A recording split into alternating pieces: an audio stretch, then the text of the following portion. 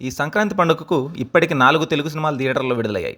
'రాజాసాబ్', 'మనశంకర వరప్రసాద్ గారు', 'భర్త మహాశైల విజ్ఞప్తి', 'అనగనగా ఒక రాజు'. ఇప్పటికైతే ఈ సంక్రాంతికి వచ్చిన సినిమాల్లో 'అనగనగా ఒక రాజు' కొంతలో కొంత బెటర్ ఆప్షన్.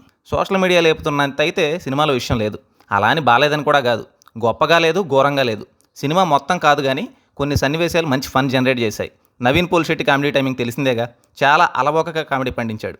కథ పరంగా చూసుకుంటే చాలా మామూలు రూరల్ బ్యాక్డ్రాప్ డ్రామా.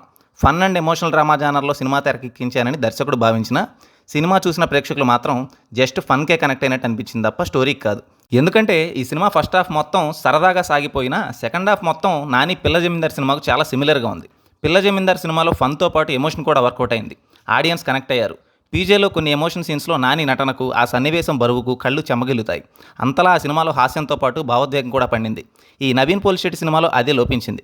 భావోద్వేగంతో ప్రేక్షకుడిని కథలో లీనం చేయడానికి ప్రయత్నం చేశారు కానీ వీక్ అండ్ అవుట్డేటెడ్ స్టోరీ కారణంగా అది వర్కౌట్ కాలేదు. నవీన్ పోలిశెట్టి యావరేజ్ సినిమాను భుజాలపై మోసాడు.